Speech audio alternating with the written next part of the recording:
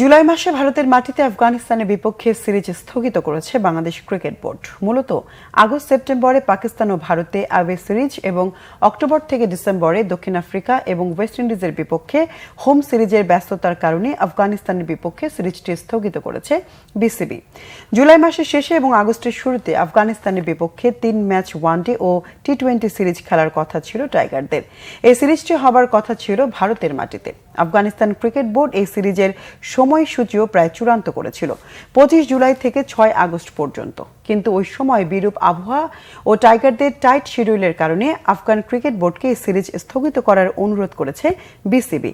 Afghan cricket বোর্ডকে পাঠানো চিঠিতে বিসিবি কারণ হিসেবে উল্লেখ করেছে, উপমহাদেশে এই সময়ে মৌসুমী বায়ুর প্রভাবে অনেক বেশি বৃষ্টিপাত হতে পারে, আর তাতে খেলা চালানো কঠিন। আন্তর্জাতিক সিরিজ খেলার জন্য উপযুক্ত মৌসুম নয় বলে সিরিজটি পিছিয়ে দিতে আফগান বোর্ডকে অনুরোধ করেছে বিসিবি।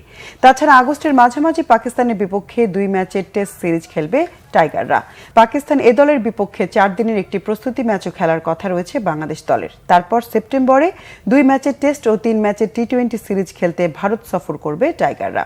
অক্টোবরে দক্ষিণ আফ্রিকা এবং ডিসেম্বরে ওয়েস্ট ইন্ডিজের বিপক্ষেও সিরিজ আছে টাইগারদের। এমন টাইট শিডিউলের কারণেই আফগানিস্তানের বিপক্ষে সিরিজ স্থগিত করার সিদ্ধান্ত নিয়েছে বিসিবি।